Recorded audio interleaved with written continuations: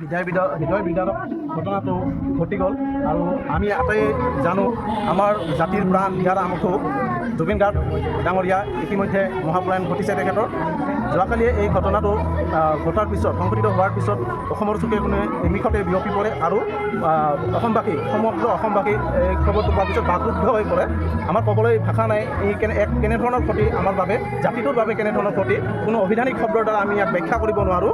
গতিকে আমি সমগ্ৰ ৰাজ্যৰ লগতে আমি পুথিপাৰা ক্লাবৰ দ্বাৰা আয়োজিত এই শ্ৰদ্ধাঞ্জলি অনুষ্ঠানত আজি ইয়াত সমবেত হৈছোঁ।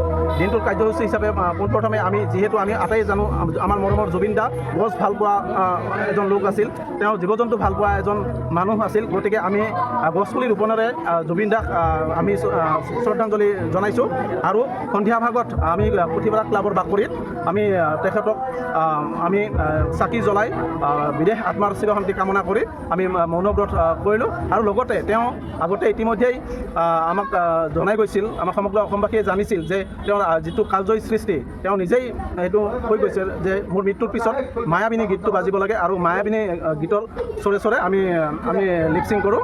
আৰু ইয়াত দেখিব পাৰিছে যে আমাৰ উঠি অহা প্ৰজন্মৰ কণ কণ ল'ৰা ছোৱালী এইবোৰো ইয়াত আহি উপস্থিত হৈছে। তেওঁলোক যিসমূহ কণ কণ ল'ৰা ছোৱালী আছে জুবিন নামৰ যিটো সত্তা তেওঁক যাতে চিনি পায়, গতিকে তেওঁৰ সৃষ্টি তেওঁৰ কৰ্মৰাজি যাতে আমাৰ মাজত চৰ্চা হৈ থাকে, তাৰ বাবে মই উঠি অহা ল'ৰা ছোৱালীসমূহক আহ্বান জনাম যাতে তেওঁৰ সৃষ্টি তেওঁৰ কৰ্মৰাজিৰে যাতে আমি তেওঁক চিৰযুগমীয়া কৰি ৰাখিব পাৰোঁ।